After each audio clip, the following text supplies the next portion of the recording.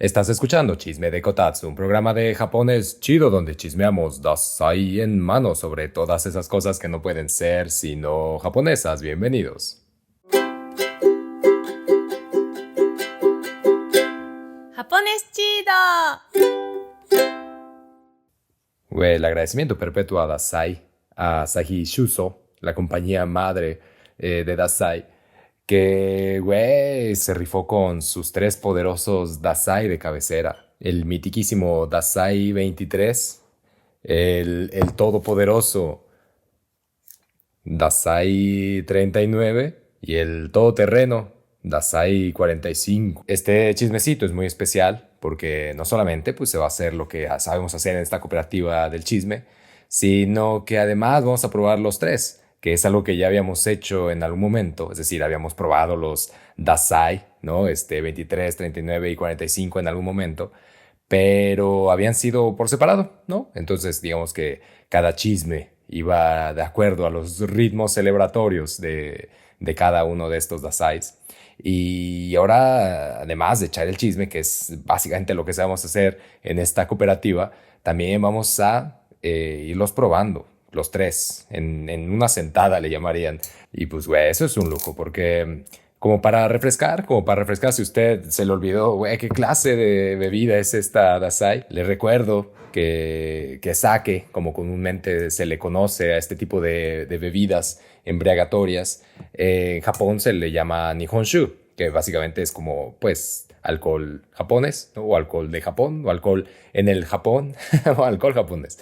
Pero Nihonshu, o el sake, es una bebida que se hace a partir de la fermenta del arroz y tiene una particularidad, tiene muchísimas particularidades y es algo que de hecho vamos a medio comentar, que muchas veces como tal el Nihonshu creo que se le ha intentado comparar con el vino, no solamente digamos que desde la perspectiva del que bebe, sino también son vastas las compañías de sake que aparecen en sus etiquetas con premios ¿no? De concurso de vinos. Sin embargo, a mí creo que lo que destacaría mucho del sake como tal es la ritualidad que conlleva en toda su producción, o sea, en su historia, en su origen mitológico, que lo hemos hablado en otros chismes. Y me pareciera que más bien ese acercamiento, ese puente, no tendría que armarse directamente con el vino, sino con bebidas como el mezcal, ¿no? Es decir, con toda la cosmovisión que acontece en torno a la bebida, me parecería muchísimo más lógico decir como, güey, no, el sake es similar al mezcal, no en su sabor o no necesariamente en su proceso de elaboración, pero sí en la cosmovisión, ácida, en la bebida mítica. Pero pues, güey, yo soy solo un bebedor. Yo solo tengo un problema con la bebida, no soy fabricante. Entonces, pues, ¿qué va a hacer yo, no? ¿Qué va a andar sabiendo yo? El caso es que, bueno, vamos a probar todos los saquecitos. Los voy a ir poniendo acá en nuestros vasos, güey. Que además, vasos para beber Nihonshu o formas para beber Nihonshu, pues hay variadas. Nosotros tenemos estas copitas que la poderosísima Dasai Asahi Shuso nos hizo favor de mandar.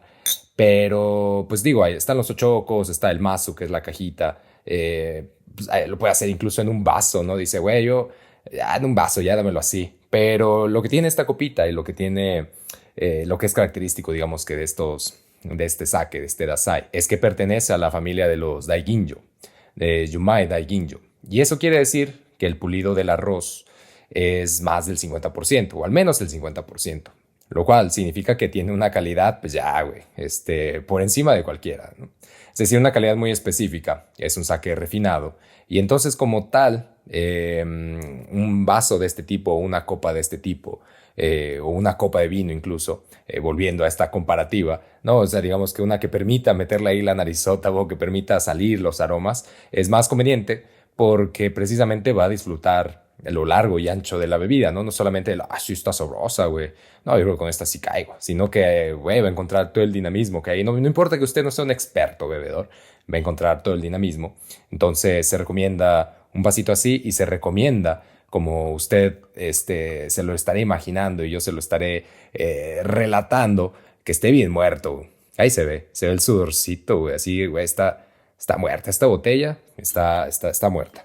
Porque luego hay mucha banda que la bebe al tiempo de hoy, al tiempo de ayer. Y pues digo, pues, la verdad va a estar sabroso, ¿no? No, pues, güey, no hay falla, güey, es Dasai, está chilo. Pero todo el potencial de la... Oh, qué bonito son eso. Todo el potencial de la bebida sale con la temperatura, porque además ahí se los voy a platicar, pero pues digo, tiene su chiste, ¿no? El hecho de verlo al tiempo de un refrigerador, y no al tiempo de su recámara o al tiempo de, güey, además, güey, el 23, que es una belleza, una maldita belleza. Dasai, para refrescar también, es de la prefectura de Yamaguchi, de una zona que se llama Iwakuni, que si usted va, es hermoso ahí. No solamente Iwakuni, todo Yamaguchi está muy bonito, pero tiene una fábrica enorme estos güeyes de Dasai. Y además, algo que está muy cagado, es que, güey, ¿qué es este olor a felicidad, ¿no? A posibilidad. Los tenemos aquí acomodaditos: 45, 39 y 23. Los números como tal quiere decir el grado del pulido del arroz. Al ser Daiginjo, el 50% del arroz se pule. Y entonces en el 45, pues lo que queda es el 45% del grano original. En el 39, pues el 39% del grano original. Y el 23, pues el 23% del grano original. Dasai utiliza un tipo de arroz que se llama Yamada Nishiki, que es un arroz producido en Hyogo. Y ahí nada más para que sea una idea, normalmente las fábricas de sake, o en japonés sakagura, producen sake en invierno, ¿no? Como que invierno es el tiempo para producir. Por ahí salió alguna vez un documental, estoy casi seguro que está en una de estas plataformas, que era sobre, no me acuerdo del nombre del documental, pero se metía, ¿no? A una fábrica de sake y digamos que pues, ahí cotorreaban con la banda que lo producía. Pero ahí lo mencionaban incluso, que no, que invierno era la temporada de hacer sake. Y están estas bolitas que quizás se ha topado si usted ha transitado por el archipiélago. Unas bolas que están hechas con ramas de cedro, cafecitas, que cuando empieza la producción de sake son verdes.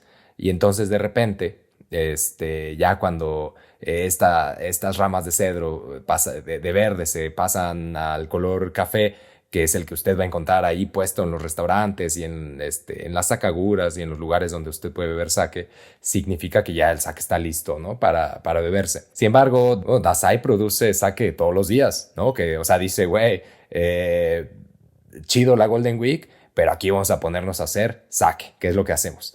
Pues está la cantidad de sake que producen, que de ese arroz del Yamada Nishiki juntan más de 7,000 toneladas. Y todos los días van procesando entre 5 y 6 toneladas, güey. Esto está cañón. No, es decir, hay días que producirán más, no días que producirán menos. Pero es en general eso, güey. Está muy perro estos güeyes. Voy a probar el primerito, porque ya me dio de esa sed, güey, de esa sed que impulsó la carrera de José José. Campai.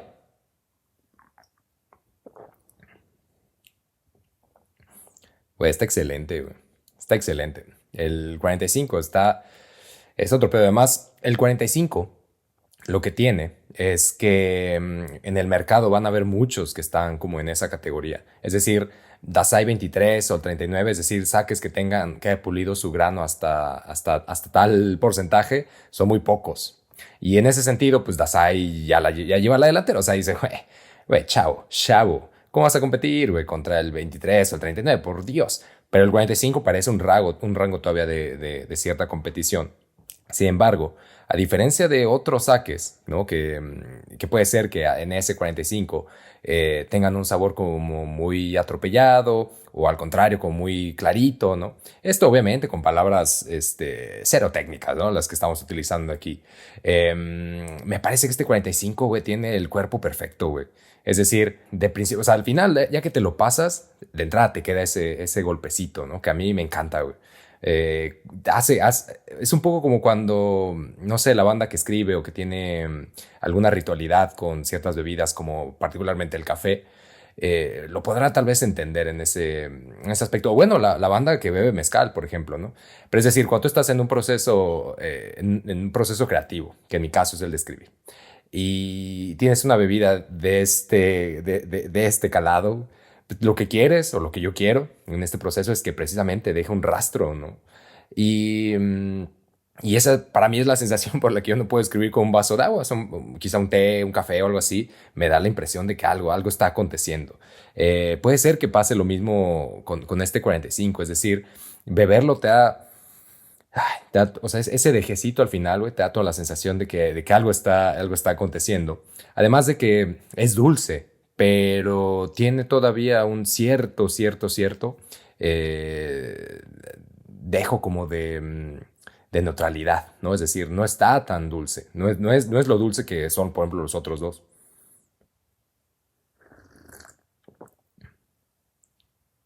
Si hay por ahí un toquecito como de melón, ¿no? Un toquecito así medio afrutadito, pero es muy ligero, es muy ligero. Y lo que se acomoda es más bien ese cuerpo. Por ejemplo, hay saques que son como muy ligerillos y entonces se acostumbran o se toman bien con la comida que también es ligera, ¿no? Pero lo había platicado en aquel episodio, güey, o sea, una carnita, güey. Sí, güey, sí le empareja, güey, sí se presta este 45, el que la neta sí trae bastante.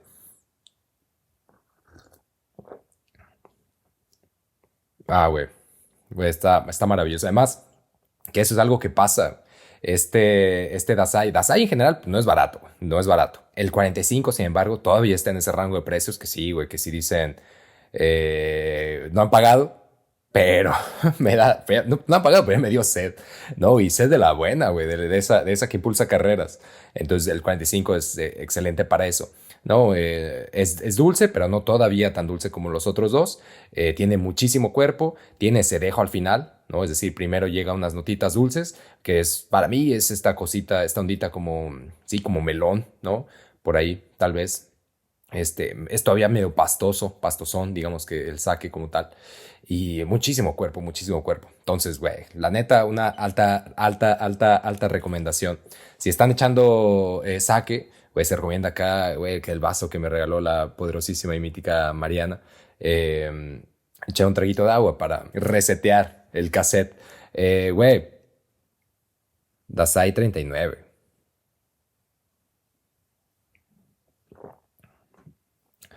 Güey, está muy bueno, güey. ¿Qué pedo? Está muy bueno. Sí, está muy sabroso este. El 45 ya lo estaba. Pero 39 tiene. Es todavía más frutal. Es todavía más frutal. Y conserva como esa. Conserva esta ondita como pastosita. Es decir, sigue siendo, dentro de todo, ligero, güey. Hay unos saques. Y eso me da risa la otra vez que estaba con un compa, con el buen David, al que le mando un saludo. Estamos probando unos saques. Me decía, con este saque me siento a señor, ¿no? O sea, tiene sabor de que uno ya se hizo señor, ya se hizo don, ¿no? Ya estás viendo ahí al Monarcas Morelia, con el fantasma Figueroa ahí jugando en la cancha, güey, sentado junto a tu ventana, ¿no? En 5 de mayo, 1 de mayo, ¿no? Viendo a la banda pasar, ¿no? Y tú diciendo como, chale, güey. Tiene ese dejo. Algunos. Este no. Este saque, digamos que es muy fresco, güey, está muy fresco, aún conservando esa pastosidad. Y aún más que el 45, tiene muchísimas notas más dulces, algo así como nectaroso, ¿no? Es decir, como esa fruta que no es tan ligera, o sea, que sí tiene, que dice, güey, sí le echaron fruta a mi jugo, ¿verdad? ¿No? Se siente quizás es por eso que está un poquito, ¿no? Pastoso. Pero, por ejemplo, a diferencia del 45, al final es más bien brillante, es algo más así como ¡fring! ¿No? O sea, como que sientes que dentro de ti están brotando chispas, así como estrellitas, en lugar del 45 que te deja un rastro prolongado, ¿no? Del saque que bebiste, que dices, no, pues, oh, sí se bebió. Acá no, acá es más bien como que esas notas, dulcecitas, de repente, plim, ¿no? Así como que truenan así, plim, en un arco iris de estrellas, por ponerle una descripción, ¿no? De alguna forma. Pero eso, güey, está chido y ya depende, o sea, depende, la verdad, de cada quien, qué es lo que más prefiere. Conozco gente que no le gusta, ¿no? Que quede ese rastro desde la boca hasta la garganta. Y lo que tiene es que sí, justamente no alcanza a llegar, ¿no? Hasta la garganta, sino que es más bien un final muchísimo más brillante, ¿no? En todo sentido de regocijo, mientras que el 45 tiene un poco un dejo justamente como más, ¿no? Más prolongado, más oscuro, más así como de, güey, Güey, ¿qué vamos a escribir hoy? Güey, Dasai 39, una victoria, güey. No sé si alguna vez se ha preguntado usted cómo es que se produce el sake. Es un proceso largo, güey. Digamos que de principio está el pulido del arroz. Bueno, de principio está comprar el arroz, ¿no? Que ya de entrada pues, está cabrón. Pues, güey, 7,000 y tantas toneladas se dice fácil, pero hay que comprarlas. Y ahorita con todo el merequetengue que hay en Japón en torno al arroz, pues güey, no es cualquier cosa. Sin embargo, como ya usted lo notó, no, pues hay que pulir estos arroces. Y dentro del arroz hay al centro una cosa que se llama shimpaku, que shimpaku, si usted ve así el grano a contraluz, le va a ver ahí un puntito así adentro, al centro del grano. Ese le podríamos llamar como el alma del arroz. Entonces, dice la banda de Dasai, toda la banda que está ahí inmiscuida, que pues tienes que ponerte a revisar el grano, ¿no? Y entonces el tipo de arroz que ellos tienen, ese llamada nishiki, que recordándolo, hay un chingo de clases de arroz, ¿no? Hay muchas variedades. Entonces ellos el que usan es el llamada nishiki. El llamada nishiki, una de sus tantas características, además del sabor como tal, porque lo que brilla en un sake es el uso del agua, el uso del arroz y el koji, ¿no? Es decir, estas tres características son las que van a determinar todo el sabor del sake. Y entonces se pone mucho énfasis en el agua, sobre todo en el agua y en el arroz, ¿no? O sea, como que dicen, güey, porque aquí hay agua muy chida, el sake va a estar chido. Hay gente que dice, no, pero pues es que yo traigo llamada nishiki, güey. Pensar que es arroz, alto arroz, entonces va a estar muy chido. Más el agüita que también tenemos que está muy perra y la forma en la que tenemos de rociar el koji. Pues ya, güey, ya tienes, ¿no? Ya tienes para romperla en la industria del sake. Digamos que esos son los tres elementos. Entonces, al tú tener este shimpaku al centro, garantizas que puedas pulir el arroz, el grano, con mucha libertad, porque dice la banda, ¿no? Si le vuelas ahí el shimpaku, ¿no? Así, si te lo rebanas a la hora que lo pules, pues ya valiste, porque después cuando tengas que poner el koji, ¿no? Esta especie de mo, ¿no? Que va a ayudar al arroz a fermentar, pues ya valiste, porque la clave es que se cuele hasta el shimpaku, ¿no? Hasta el alma del arroz. Entonces digamos que de ahí de entrada ya el pulido está cabrón. Y por ejemplo, pues, como procesan de 5 a 6 toneladas diarias, dicen que se tardan, ¿no? Como hasta 80, 90 horas, ¿no? En procesar todo ese pedo. Luego está el lavado, que el lavado, comentaba la banda de Dasai, hay muchas empresas que lo hacen con máquinas, pero estos güeyes, a pesar de que acaban de renovar la Sakagura, la empresa donde hacen, o sea, la fábrica donde hacen el sake, decía, ¿no? Por ahí el dueño, o sea, como si tú lo ves de afuera dices, estos güeyes le metieron varo, güey. Pero la realidad es que en realidad no hay mucha maquinaria, ¿no? Que es un gran edificio con mucha banda, ¿no? Y eso lo hace muchísimo más dinámico porque los ritmos, ¿no? Para todo el proceso, pues van cambiando.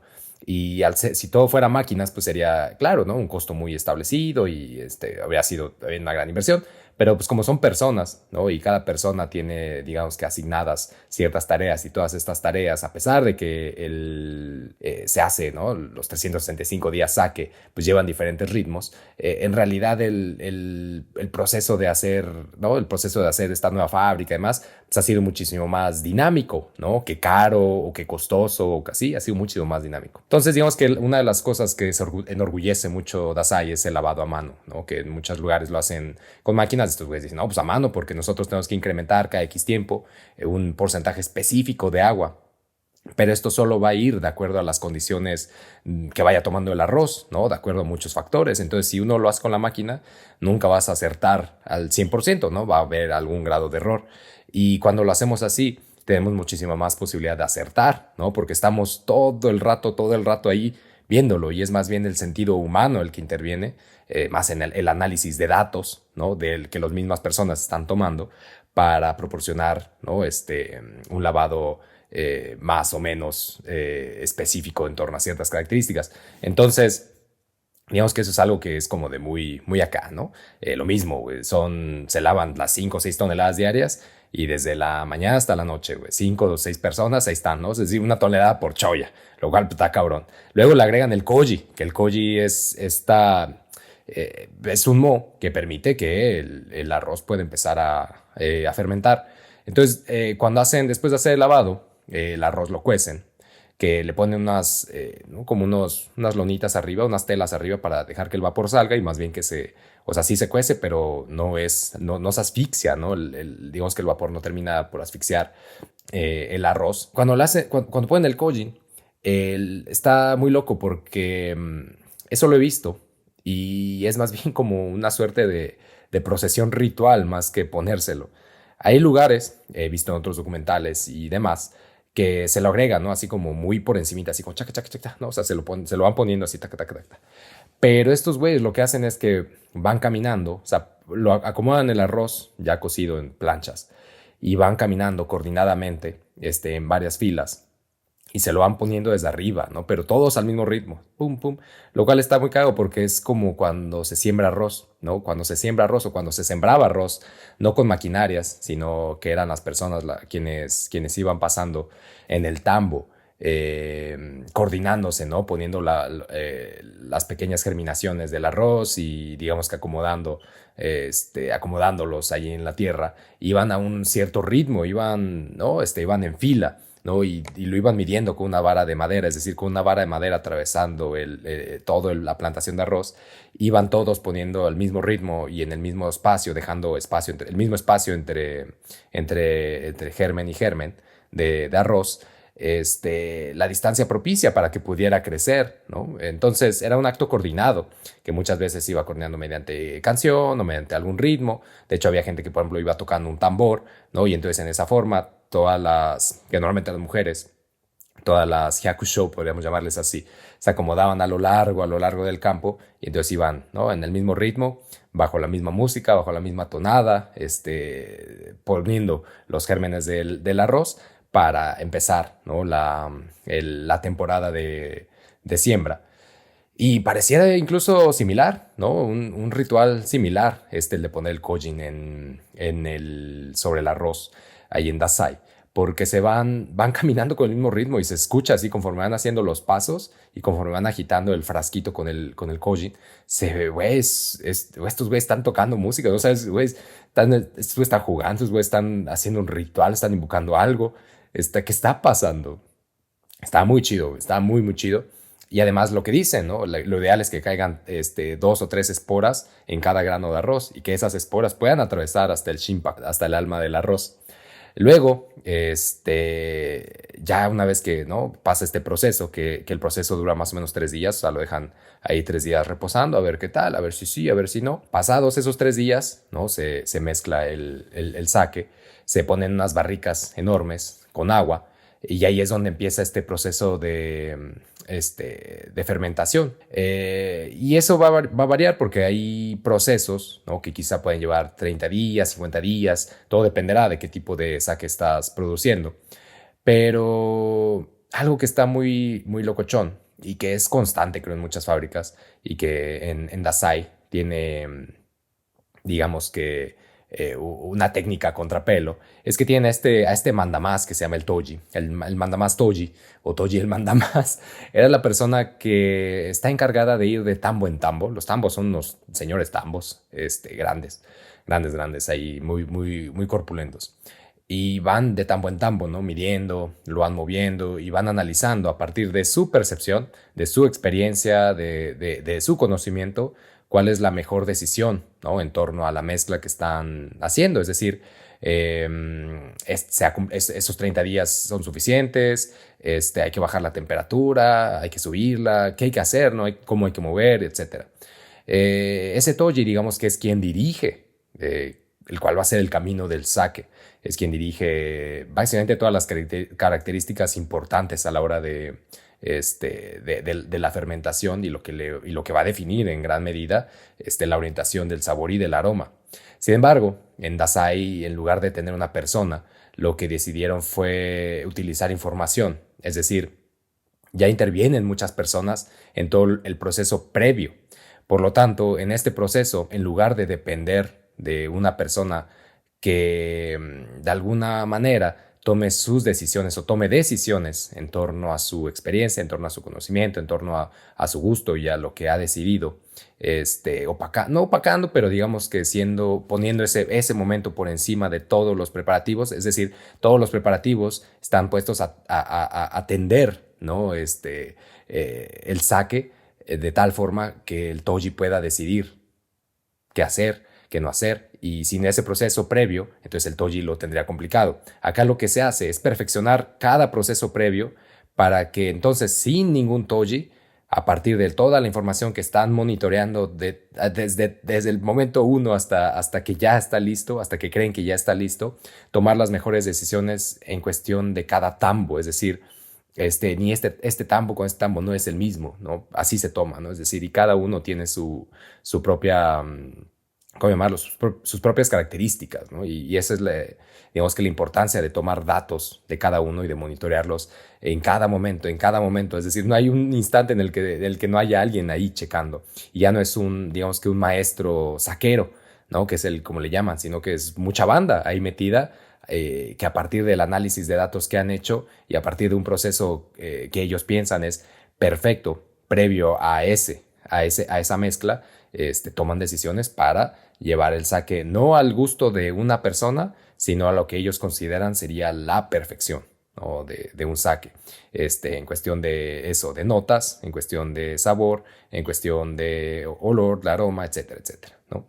Entonces, más que la experiencia de una persona, es un procedimiento que busca llegar, ¿no? a la perfección, ¿no? A que esa implementación de nuevos procesos no dependan de la experiencia y la decisión de una persona, sino de un objetivo como tal y de un sabor buscado, ¿no? Este es lo que queremos lograr, ¿no? Y para eso, desde el momento uno hasta ahora, lo vamos a alcanzar. Y, güey, el mistiquísimo 29, güey. Ah, qué pedo, güey. ¿Qué pedo?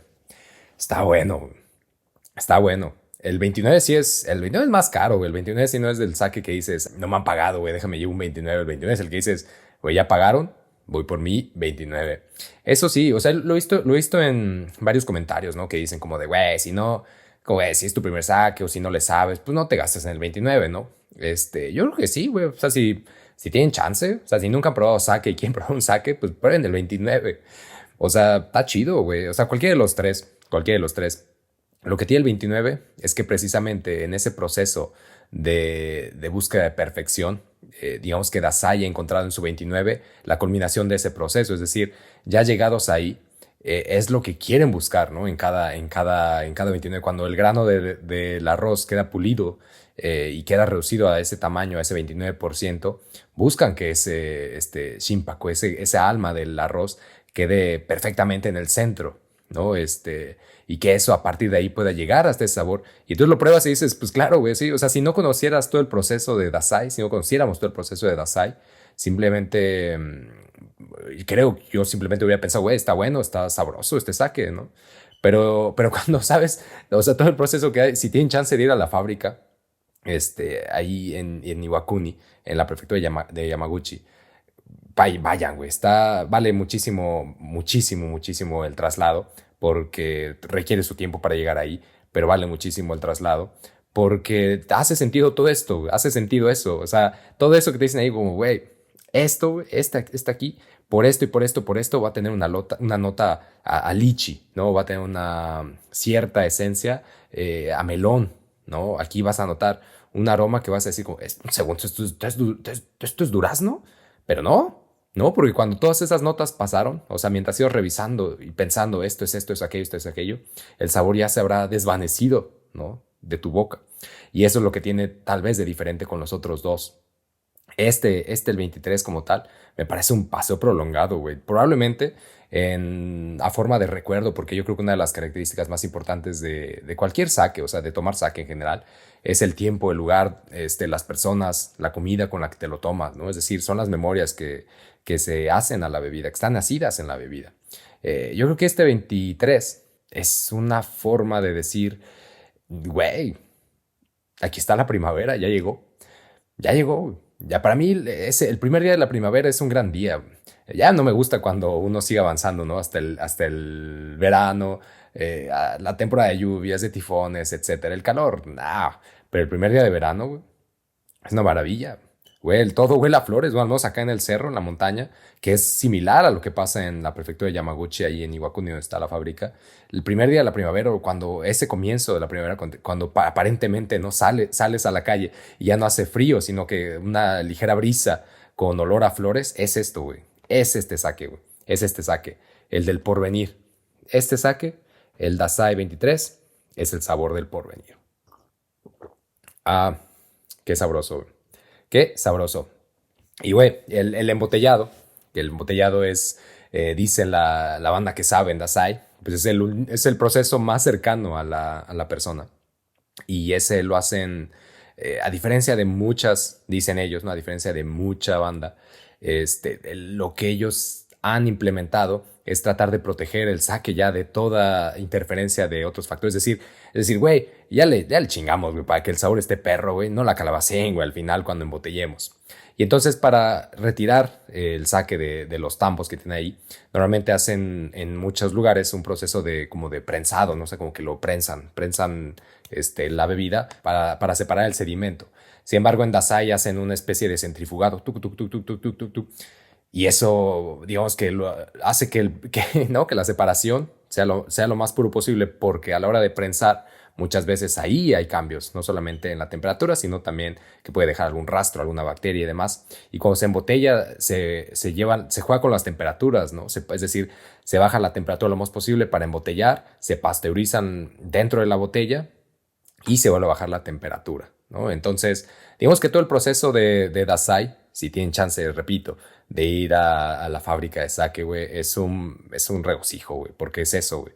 Es ver lo que está ahí, ver todo lo que está sucediendo ahí, ver a todas las personas que están inmersas en un proceso que parece más bien ritualístico antes que un proceso industrial. Y luego beber eso, güey, y te hace sentido, güey, te hace sentido. Por eso creo, güey, que la bebida como tal, más allá ¿no? De esas semejanzas con el vino, me parece en todo sentido, o sea, en todo sentido topográfico, cultural, mitológico, ritualístico, ¿no? Celebratorio, güey, celebratorio. Sobre todo eso, celebratorio, muchísimo más cercano, y emparentado con la producción de mezcal que con la de vino, que la de vino tal vez ha generado en el mundo, ¿no? Esta cosa como de estatus, pero creo que el sake, el mezcal, este tipo de bebidas tienen algo muchísimo más profundo y que además en su proceso está sentado. Así que, güey, si tienen chance de probar Dasai, pues recuerden en su paso por el archipiélago hacerse de un Dasai y, güey, qué sabroso, güey.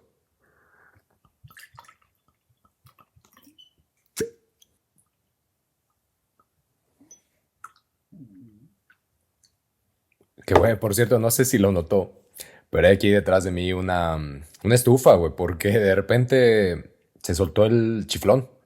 Se soltó el chiflón acá en la montaña y hubo necesidad de utilizar, de acudir a la estufa una vez más. Pero cuando se tiene la estufa y se tiene Nihonshu, siempre hay algo que debe dominar la escena. Y es esto, güey, pescaditos, güey.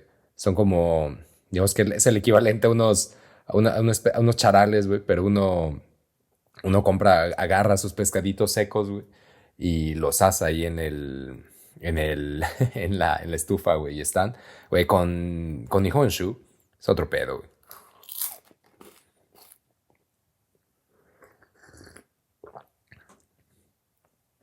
Güey, por ejemplo, estos pescaditos con el 45, otro pedo, güey.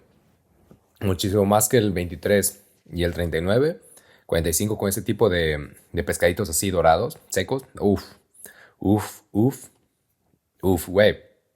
Güey, pregunta de cabecera. Campai, cuando ustedes vienen al archipiélago, ¿cómo deciden qué se va a hacer? ¿Y por qué viajan al archipiélago? ¿Por qué viajan a Japón? Son dos preguntas genuinas. La primera, ¿cómo deciden a dónde ir? Estoy muy cagado porque a una bandita que tuve la oportunidad de llevarles por aquí y por allá uno de estos días, les preguntaba lo mismo. Le digo, "Güey, ¿ustedes cómo, o sea, por qué vinieron a Osaka, no? ¿Qué pasaba en Osaka que dijeron, güey, vamos a Osaka. Y dijeron, güey, la neta, güey, con una de estas machine learning, alias inteligencia artificial, que según mi compa, el David, mítico David, deberían seguirse llamando así, machine learning y no inteligencia artificial. Una de estas chat GPT, les dijo, pues tienen que ir a Osaka, ¿no? Dije, güey, que este machine learning te tenga que decir qué pedo, a dónde ir, ¿no? O sea, pero entiendo también ese distanciamiento que luego acontece, ¿no? Entre un lugar a otro. Y, güey, el caso de la pregunta 2, ¿no? ¿Por qué viajas al archipiélago? ¿Por qué viajas a Japón? Viene en sentido de que regresó, güey, la Tabi Tabi. Regresó en forma de fichas. No sé si ustedes ya leían la Tabi Tabi. La Tabi Tabi es esta revista producida en México, que está hecha casi en su totalidad en japonés, ¿no? Para un público muy probablemente japonés, o al menos que lea el japonés, ¿no? Que su punto de lectura sea el japonés, pero su interés esté puesto en México. Entonces esta revista, que está escrita en japonés casi en su totalidad y que habla sobre México, se publica allá y, güey, está muy chida. Lleva toda la vida publicándose, toda la vida.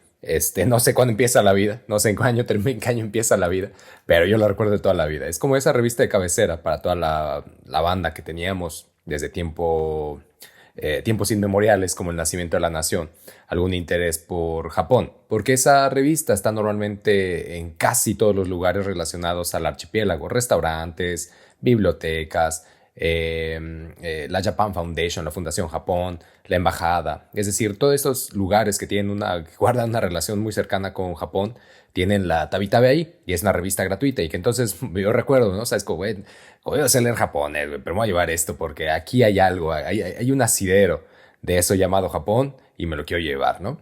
Y los temas eran, pues eso, México, porque era una revista muy relacionada al viaje en México, ¿no? Pero vista desde el punto de encuentro de alguien que va transitando como japonés o como, sí, alguien de origen japonés en México. Y entonces eso me generaba mucho interés. O sea, era como de, güey, qué loco, güey. Es decir, ¿cómo está viendo esta persona estos lugares en México?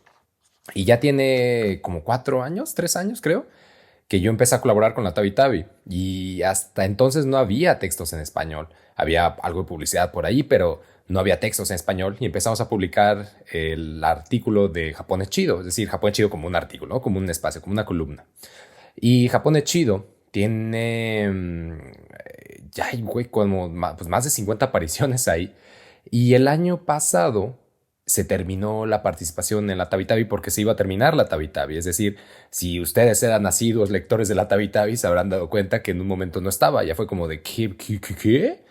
Y si ustedes son ávidos lectores de la Tabi Tabi, se habrán dado cuenta que en estos meses volvió a salir. Que es decir, que ya estaba ahí otra vez y que tenía además una carátula distinta, ¿no? Formato diferente. Y eso es porque volvió en forma de fichas. El agradecimiento perpetuo a Mae, que fue la editora, o al menos con quien yo estuve editando todos estos años. Y, güey, y bienvenida. Y Gokuro-san a María, que es la persona encargada de editar a partir de ahora, al menos en esta relación que yo tengo con la revista. Y, güey, y entonces el mes pasado volvió Japón es Chido.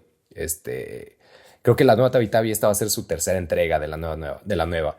En la primera entrega no salimos, estábamos ahí en las charlas, en las clásicas charlas de qué vamos a hacer del caldo, qué va a pasar aquí. La número 2 ya salió ahí ya un textito muy sabroso respecto a mucho chisme, muy bueno. Y este mes volvemos a salir y el tema del artículo es precisamente ¿por qué viajas a Japón? ¿Por qué viajas a Japón? Esa me parece una pregunta muy poderosa porque creo que de alguna u otra manera nos tenemos que preguntar, ¿no? ¿Cómo es que se transita dentro del archipiélago? Les voy a dejar nada más la premisa porque la reflexión como tal acontece en Patreon, pero me parece muy importante dejar al menos quizá la pregunta ahí puesta, ¿no? Tendida. y que además pues el texto lo pueden encontrar en la Tabi Tabi para que se la lleven. Y la otra reflexión, la hablada, ¿no? La hablada con Nihonshu aquí a la mano, va a ser para la bandita que nos apoya en la cooperativa del Patreon. Pero dice el texto algo así como, hay muchas formas de viajar por Japón. Bueno, por cualquier lugar, pero aquí nos convocan las múltiples proyecciones de aquello llamado Japón y la forma en la que transitamos el archipiélago, ya sea como turistas o transeúntes. En ambos casos, si bien se está de paso, el turista resulta en un espectador que viaja bajo un contrato de compraventa, y en ese sentido tiene la exigencia contractual de una experiencia. El transeúnte es engullido por su entorno, y aunque no necesariamente transita fuera de la lógica del capitalismo, su paso todavía puede tenderse a la hospitalidad y el intercambio. En ambos casos, el encuentro del viajero con el entorno japonés o del viajero con uno mismo dentro del lugar llamado Japón no acontece de la misma manera. ¿Ustedes cómo viajan? ¿Por qué viajan al Japón? ¿Por qué viajan al Japón? Es una pregunta. Y la otra, ¿cómo lo hacen? Cuando viajan, ¿cómo lo hacen? No solamente al Japón, en general cuando viajan, ¿no? ¿Por qué viajan? ¿No? Primero, ¿por qué viajan? ¿Por qué viajan al Japón? ¿Cómo lo hacen? ¿Cómo se sienten? ¿Cómo se relacionan con el entorno? ¿Son engullidos por él? ¿No son engullidos por él? ¿Son espectadores que miran a la distancia? Cuéntenme ahí en los comentarios.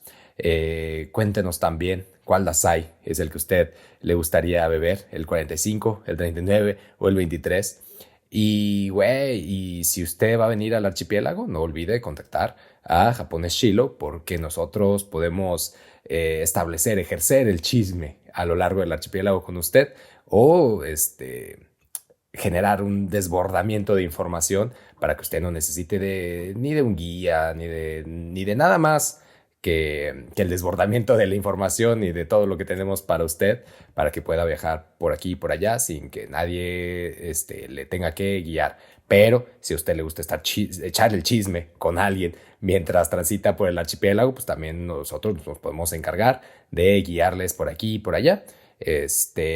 Podemos hacer un cotorreo por Zoom para que nos cuenten cuáles son sus ideas, qué quieren hacer y pues organizarles todo el merquetengue por acá. Así que pues nada, güey, el agradecimiento perpetuo a Dasai por rifarse con un chismecito más. Recuerden que nos pueden apoyar en Patreon, www.patreon.com/japoneschido. Ahí precisamente voy a concluir esta reflexión en torno al viaje, a por qué se viaja a Japón. Una pregunta que recurrentemente aparece siempre en esto a quien viaja es ¿te gusta Japón? ¿Por qué te gusta Japón? ¿Qué te gusta de Japón? No, es una pregunta que habitualmente está como asida en muchas personas curiosas de aquí por quien viaja a este lugar. Y entonces ahí para la venta de Patreon voy a estar reflexionando un poco al respecto de esto. Y pues si usted quiere escuchar eso, pues apóyenos en Patreon. También apoyándonos en Patreon puede hacerlo desde $5, $9 y $20. Si lo hacen $20, se lleva también nuestra revista, una suscripción a nuestra revista, la Tokidoki Hyakusho, que la Tokidoki Hyakusho, una revista de texto y fotografía, donde reflexionamos desde los espacios rurales de México y Japón, cuál es la dialéctica sociedad-naturaleza de los diversos mundos campesinos acontecidos y existentes en estos territorios. Esta revista ya va en su quinta edición, en su quinto número, que sale este mes de junio, y que ya está a la venta en Casa Tomada, ahí en la Ciudad de México. Está a la venta también en Traspatio, en Morelia. Muy pronto estará en Querétaro. Llevo mucho tiempo diciendo muy pronto está en Querétaro, pero verdaderamente muy pronto estará en Querétaro. Y a toda la banda que se desea suscribir, lo puede hacer directamente en nuestra página de www.tokidokihyakusho.com. O cualquier cosa nos pueden preguntar a través de Instagram y ahí con todo gusto les cotorreamos más al respecto. Muchísimas gracias, que estén muy chidos. Si piensan viajar por el archipiélago, nosotros les ayudamos con todo el merquetengue. Escríbanos y Shilo, Utsukeru-sama desu, Goku-sama desu.